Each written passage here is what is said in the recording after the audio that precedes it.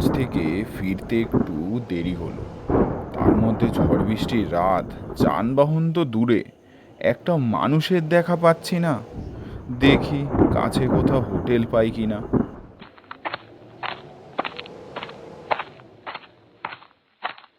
ও ও, ওই তো একটা হোটেল। যাক বাবা, একটা থাকা খাওয়ার ব্যবস্থা হলো। হোটেলের সামনে যেতেই কে যেন তার নাম ধরে ডাকে।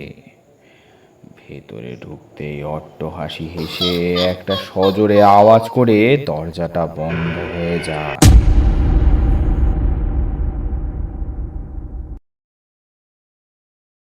এই তো কতদিন পর এলি বাবা, আজকেই চলে যাবি? তাও আবার এই রাতে? হ্যাঁ গো পিসিমা, থাকবো বলেই তো এসেছিলাম, কিন্তু অফিস থেকে ফোন করেছিল আমায় আজই কলকাতায় ফিরতে হবে। রিন্টু পেশায় একজন চাকুরিজীবী, শহরের এক বেসরকারি অফিসের কর্মী। শহরের কোলাহলের থেকে কিছুটা একান্তে সময় কাটাতে তার গ্রামে পিসিমার বাড়ি আসা। আচ্ছা, বেশ, তাহলে আমি দুটো মুড়ি বাতাসা বেঁধে দিই, পথে খিদে পেলে খেয়ে নিস বাবা। আরে না না পিসিমা, তোমায় এখন কিচ্ছুটি করতে হবে না, আমি এক্ষুনি বেরিয়ে যাব, নইলে যে ট্রেন পাবো না গো।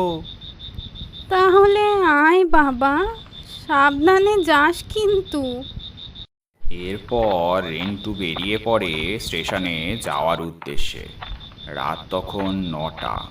10টার পরে আর কোনো ট্রেন নেই। এই রে, একটাও রিক্সা পাচ্ছি না যে। এদিকে আকাশেও হঠাৎ কোত্থেকে এত মেঘ এসে যে জমলো, কি জানি বাবা। কোনো রকম স্টেশনে পৌঁছাতে পারলেই হবে, তাড়াতাড়ি পা চালিয়ে যাই দেখি।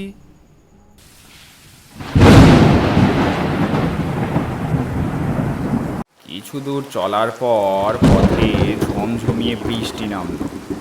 এদিকে আশেপাশে বৃষ্টির হাত থেকে বাঁচার মতো কোনো জায়গাও নেই। এ বাবা, এক্ষুনি বৃষ্টিটা নামলো, এখন কোথায় যে একটু দাঁড়াই।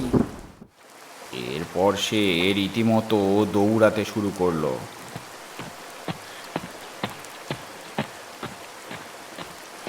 কিছুটা যাওয়ার পরে একটা আলোর উৎস চোখে পড়ল তার। ওই তো, ওই তো ওখানে আলো দেখা যাচ্ছে, মনে হচ্ছে কোনো দোকান টোকান হবে। যাই, ওখানে গিয়েই একটু দাঁড়াই। আলোটির কাছে আসতেই সে দেখে একটা ছোট্ট হোটেল। বাইরের বোর্ডে লেখা সুজাতার হোটেল। কাউকেই দেখা গেল না, শুধু বাইরে একটা টিম টিম করে আলো জ্বলছে। ভাগ্যিস এই হোটেলটা খোলা রয়েছে, এই বৃষ্টির হাত থেকে বাঁচার একটা তো জায়গা পেলাম। অনেকক্ষণ দাঁড়ানোর পরেও বৃষ্টি কমলো না। সে বাড়িতেও অনেকবার ফোন করে জানানোর চেষ্টা করে, কিন্তু ফোনেও পাওয়া গেল না। অগত্যা তার কাছে অপেক্ষা ছাড়া উপায় থাকে না। এ তো মহা মুশকিলে পড়লাম, একদিকে বৃষ্টি, তার উপরে বাড়িতে যে একটু ফোন করে জানাবো তারও উপায় নেই। কি জানি, বাড়িতে নিশ্চয়ই বউটা দুশ্চিন্তা করছে। হঠাৎই হোটেলের ভেতর থেকে লোভনীয় খাবারের গন্ধ ভেসে আসে। আহ, কি দারুণ গন্ধ, খিদেটাকে আরো বাড়িয়ে দিল। রাতও হয়েছে, যাই ভেতরে গিয়ে দেখি খাবারের কোনো ব্যবস্থা করা যায় কি না। ভেতরে ঢুকতেই যেন একটা ঠান্ডা হাওয়া তার গা বেয়ে নেমে এলো। ভেতরে আলো খুবই কম, দেয়ালে কুয়াশার মতো ধোঁয়া জমে আছে।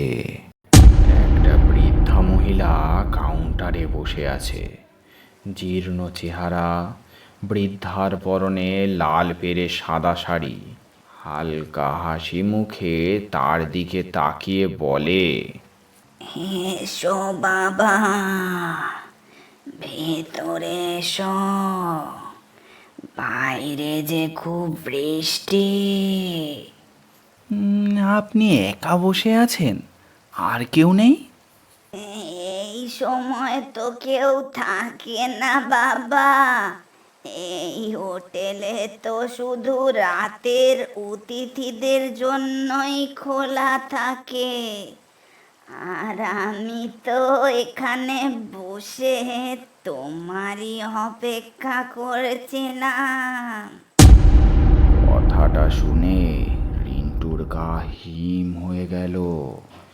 শুধু ক্ষুধার ক্লান্তিতে সে বৃদ্ধার কথায় গুরুত্ব না দিয়েই ভেতরে ঢুকে পড়ে। আমার খুব খিদে পেয়েছে, আপনি যদি একটু খাবারের ব্যবস্থা করে দেন তবে খুব ভালো হয়। কেন পারবো না বাবা? এটাই তো আমার কাজ। তুমি বসো, আমি তোমার জন্য গরম খিচুড়ি আর বেগুনি এনে দিচ্ছি। রিন্টু চুপচাপ বসে থাকে।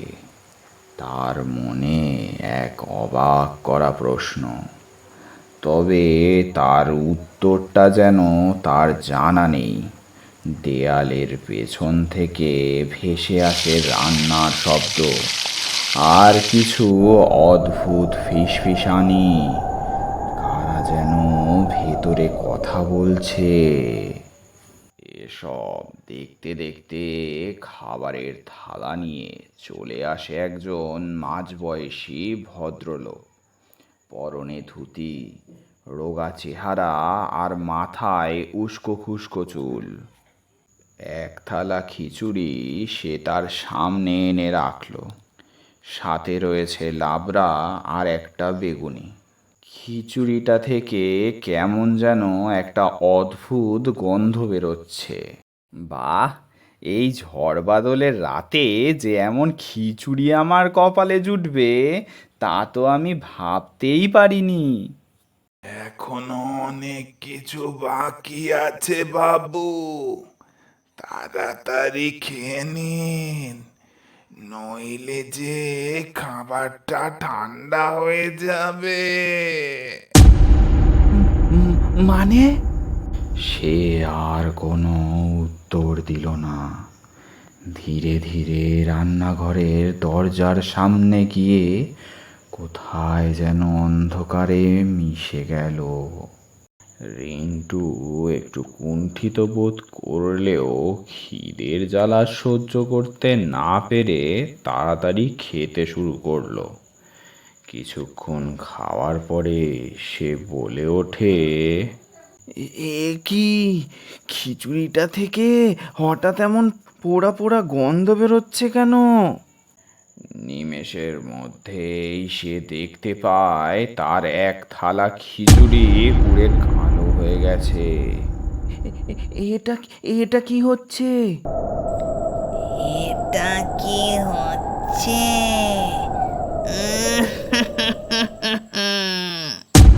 হঠাৎ করে যেন সারা ঘরে একটা ঠান্ডা হাওয়া বয়ে গেল। কিচ্ছু বুঝে ওঠার আগেই হাসতে হাসতে তার সামনে বৃদ্ধার বেশ বদলে উদ্ভব হয় শাকচুন্নি। ওরে বাবা, কে কে কে তুমি? আমি আমি সুজাতা, তোর ঘাড় মোটকে খাবো এবার বেটা। ছেড়ে দাও, ছেড়ে দাও, ছেড়ে দাও আমায়। এরপর রিন্টু সংজ্ঞা হারিয়ে মাটিতে লুটিয়ে পড়ে।